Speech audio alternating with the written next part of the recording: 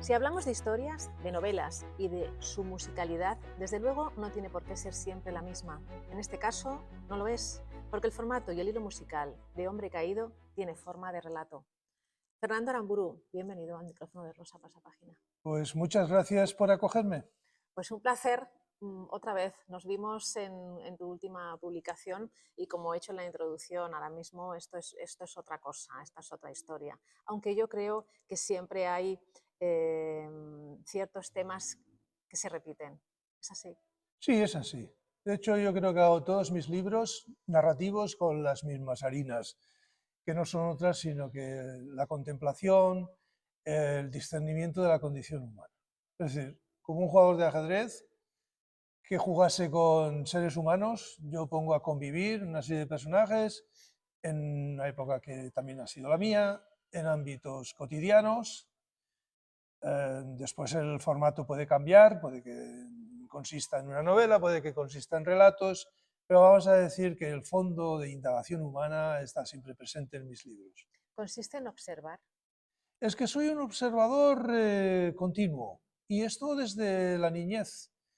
Me he autopsicoanalizado y he llegado a la conclusión de que profeso una fascinación sostenida hacia mis semejantes. Me fascinan sus semblanzas, o sea, sus semblantes, su vestimenta, lo que dicen, lo que hacen. Tengo la antena continuamente puesta en estas observaciones y después traslado alguna de ellas a mis libros, ¿no? Así como un ratón que saliera a recopilar observaciones en lugar de semillas, ratón que se retira a su madriguera y allí escribe con lo que ha traído de fuera sus libritos. Dime una cosa, imagínate por ejemplo que estamos donde estamos aquí y en esa mesa de enfrente llega una pareja. La cabeza cualquiera yo creo que le empieza a funcionar en función de lo que escucha y se empieza a montar su película, entre comillas. ¿Alguna vez esa conversación, digamos, que se alarga y lo que tú presupones ocurre? ¿Es divertido?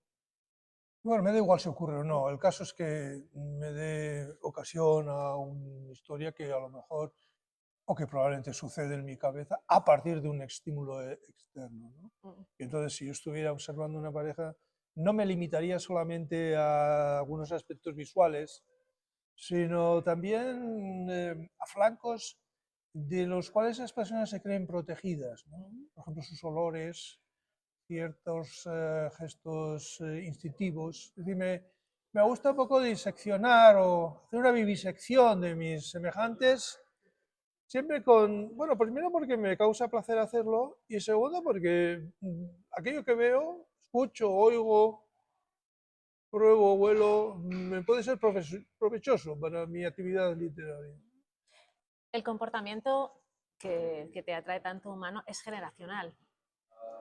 Bien, sí. Sí, lo que pasa es que ya tengo una edad como para sentirme sucedido por otras generaciones. Ahí no lo tengo tan claro. Es decir, aunque yo he trabajado muchos años con adolescentes y niños y he intentado acercarme a su mundo, reconozco que no todos los aspectos de la actualidad me resultan describibles desde los conceptos que he ido acumulando, ¿no? ¿Mm? Esto renueva mi fascinación y mi deseo de entender y de aprender. Entonces, digamos que te centras en una generación determinada. No, bueno, pero esto es ley de vida, Por naturalmente, supuesto. porque uno se hace, se forma a partir de los estímulos que le vienen de las generaciones anteriores. Uno no nace y ya con un año lee autores de un año, Por supuesto. ¿no? Sino que uno se está reflejando en mayores, en lo que se produjo antes que él. Pero caramba, los años pasan y las generaciones siguientes vienen empujando, vienen con otros estilos, otros intereses, otras formas de expresión. Y a veces no es raro que uno haga un esfuerzo por asimilarse, ¿no? Por no perder el tren de la historia, por no quedarse apartada o Apartado. viejo, pero llega un momento en que la velocidad de la historia ya es demasiado rápida y uno no tiene más remedio que sentarse y aceptar su destino.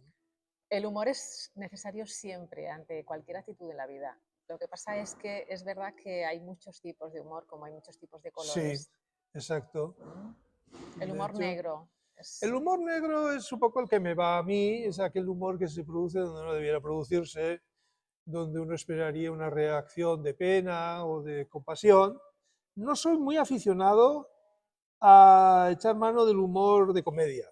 No, no es lo mío, lo respeto, lo disfruto cuando alguien lo usa y lo usa bien, en alguna obra teatral, alguna película, pero no es el humor que yo practico.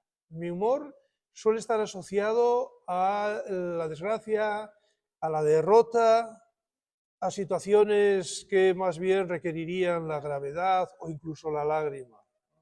Es lo que me va conmigo, es decir, que no tengo que impostar.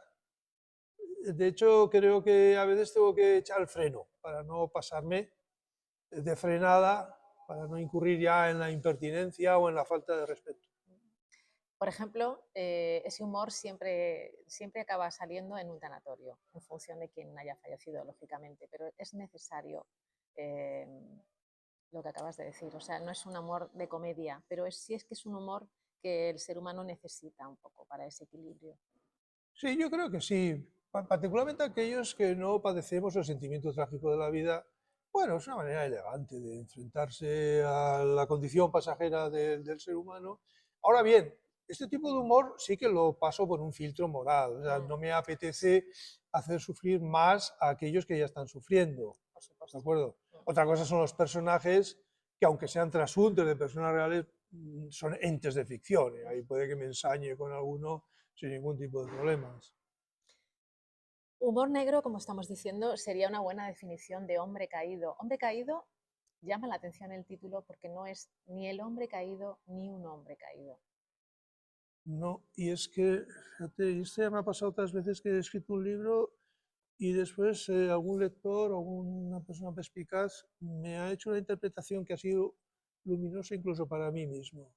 Porque uno no escribe leyéndose, mucho menos interpretándose. Uno sigue su instinto creativo, uno ya tiene oficio, uno más o menos ve que lo que escribe tiene cierta congruencia, lo da a la publicidad y después, caramba, se producen unas reacciones y unas interpretaciones que incluso para el autor son llamativas.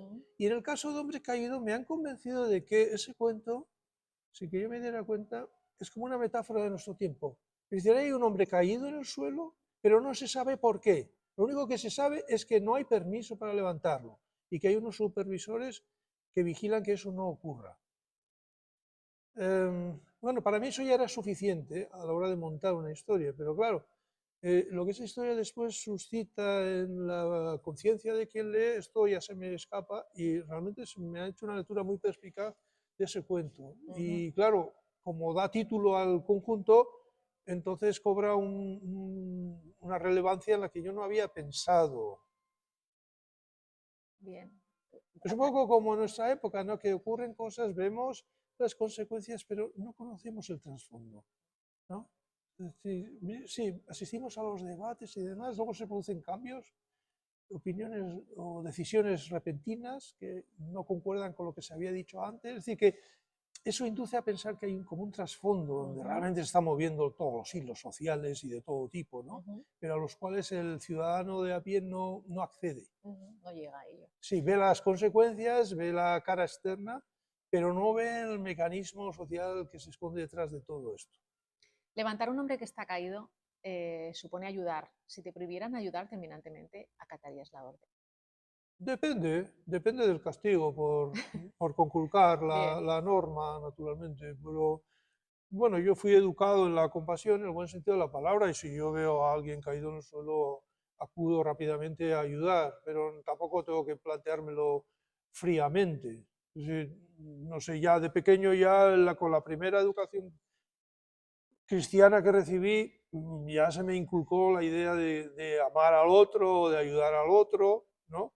Aunque luego uno pues ya no cree, pero sí que como principio moral lo sigo practicando. ¿Sí? También he recibido ayuda en situaciones en las que lo necesitaba, ¿no? Temas importantes como, por ejemplo, las distancias fraternales, las distancias de pareja. Pero fíjate, las fraternales, te preguntas qué puede llevar a que dejes de hablarte o dejes de ver a alguien que lleva tu misma sangre. Y yo siempre me voy al tema de la herencia. Creo que es el tema por excelencia que perjudica más. Es un tema crudo, efectivamente, porque surge ahí una rivalidad que además puede tener repercusiones en la propia vida, en el sentido de que si uno hereda pues, unos bienes de fortuna, pues se puede permitir después ciertos lujos, etcétera, ¿no? Y sí, bueno, es una fuente de disquisición o de polémica tradicional, vamos, ya, yo creo que ya se daba en los hombres de las cavernas, Sí. ¿no? Sí, bueno, bien, forma parte del comportamiento humano, por tanto, lo tengo en cuenta, efectivamente. Ya en Hombre Caído hay una discusión entre un hermano y una hermana. No Sí. se sabe cuál es el motivo de la discusión, pero sí se sabe que hay un pleito judicial Mm. y que el hermano tiene malas cartas y que la posible sentencia le va a costar mucho dinero. Ujú.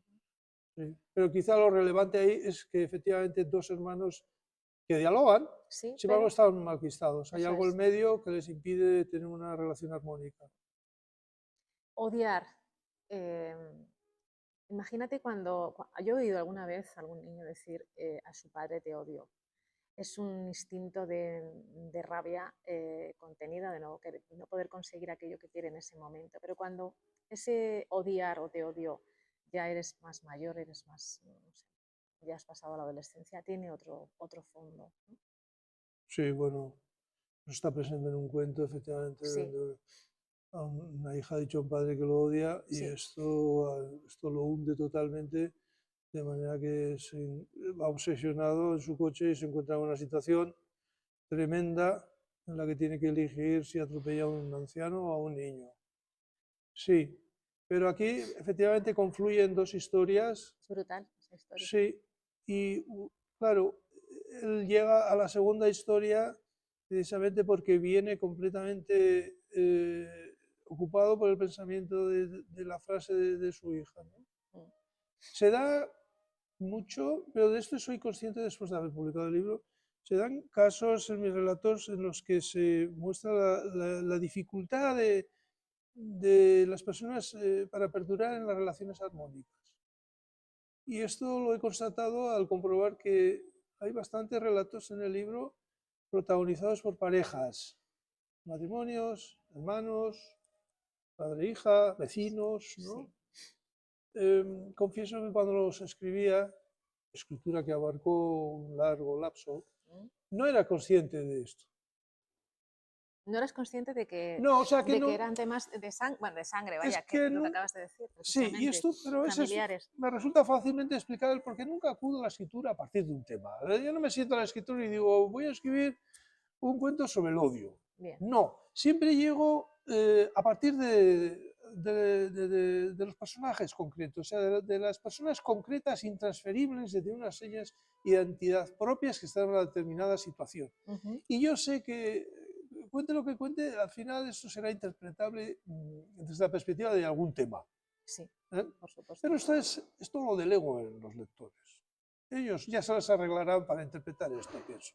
Yo voy a lo mío, a juntar las frases de la manera más armónica posible y con eso tengo suficiente. Bueno, de eso se trata, creo Sí, yo, ¿no? es un Se trabajo trata de cocinero exacto, y después ya si el plato sabe bien o evoca esto, otro, eso ya lo decidirá quien vea. exacto.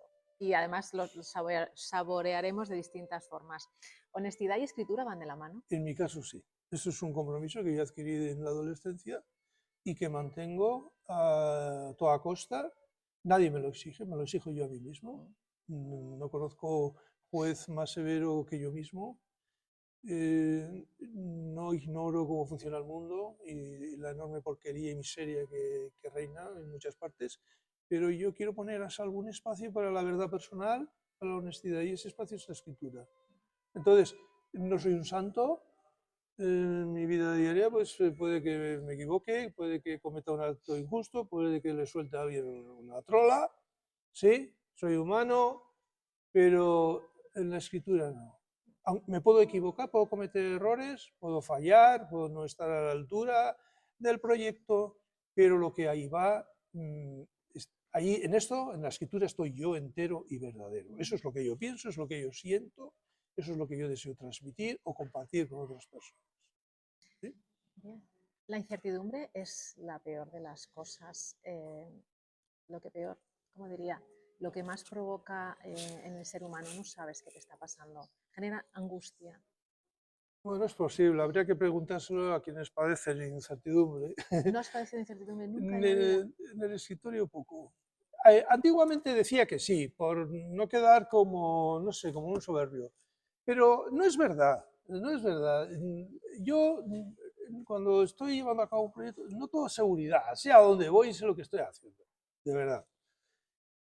Fuera del escritorio, sí tengo incertidumbre. Por ejemplo, hay una esfera dentro de la vida social que me produce una incertidumbre cercana al terror, que es la burocracia. Bien. O sea, rellenar papeles. Además, yo vivo en Alemania, con lo cual todos los trámites se desarrollan en alemán y estoy bastante pez en abreviaturas, normas, etc. Ahí sí que siento incertidumbre asociada a la angustia, al miedo a equivocarme, etc. Entonces, claro, mi recurso es el típico del cobarde confeso y le paso todo a mi mujer, a la pobre que tiene que rellenar papeles, etc. Alguna vez pienso, bueno, ya basta de abusar, lo voy a hacer yo. Y ya necesito como una hora para rellenar algo, no estoy seguro, pregunto, busco. Ahí sí que siento esa incertidumbre, pero que está, vamos a decir, fuera de mi actividad literaria. También podría citar otras cuestiones, por ejemplo, me angustia mucho viajar en avión por la cuestión de los retrasos, la maleta que no llega, la conexión perdida, esto está por encima de mis fuerzas, realmente hasta el punto de que me está quitando las ganas de viajar. O sea que no estoy exento de la incertidumbre, pero no asociado a la literatura. No, no, no, no. Porque ahí yo Hablamos digo, en general, ¿eh? sí, sí, Separa un poco, sí, Fernando, del sí, escritor bueno, como tal. claro. Por eso yo creo que el ser humano, la incertidumbre es lo que peor sabe digerir o sabemos digerir, porque no sabemos qué va a pasar. No sé, imagínate unos resultados médicos, esa incertidumbre que te puede provocar, ¿no? O lo que acabas de decir del aeropuerto. Sí, no, en la vida diaria sí, Claro, sí, no me afectan los mismos fenómenos que a claro. los demás. Sí. ¿Cuál es la emoción que menos te gusta? Pero que emocione, pues por ejemplo el miedo, El miedo. entendiendo el miedo porque que mueve algo en la conciencia. El miedo me parece que anula toda posibilidad de alegría, de sosiego. Sí. Y además tuve la mala suerte de criarme en una sociedad en la que imperaba el miedo, por razones que todo el mundo conoce. Conocemos. Miedo e Sí, incertidumbre es un poco también la que se traslada o la que se vive en Alemania ahora. sí, sí. Una incertidumbre que se resuelve en forma de melancolía, me parece a mí. Bueno, hemos tenido elecciones hace poco donde se han propuesto una serie de medidas asociadas a la esperanza, pero bueno, los resultados económicos no son bollantes, la gente teme por su puesto de trabajo, el país vive una época como de falta de vitalidad creativa, que se nota también en el ámbito deportivo, por supuesto cultural. Se ha introducido la violencia en la sociedad, no solamente en forma de atentados llamativos, Sí. trascienden y que se notifican o se difunden por todo el mundo, sino también la vida diaria, agresiones, ¿no? Hay como una agresividad en todas partes. Cierto. Y llevo muchos años viviendo allí, llevo como 40 años y he notado esa evolución de una sociedad que estaba como adormecida en su bonanza, ¿sí? Donde los problemas sociales no eran, sí existían, pero no eran particularmente dramáticos. Entonces sí constato que el país está pasando un momento, yo considero como melancólico, porque hay una falta de energía, una falta de horizontes, se constata la debilidad económica de un país que ha sido tan innovador y tan poderoso industrialmente. No faltan políticos que vienen con soluciones drásticas que se podrían llevar a cabo en cuestión de minutos. No me parecen esperanzas fiables estas.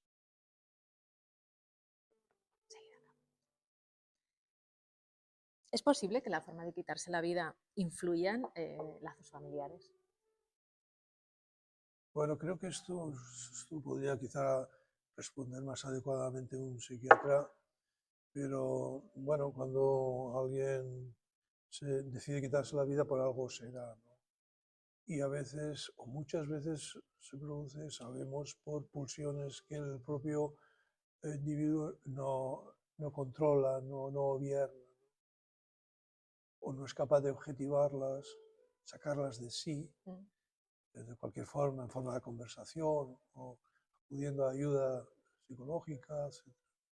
Creo que esto es muy individual, que cambia de unos individuos a otros.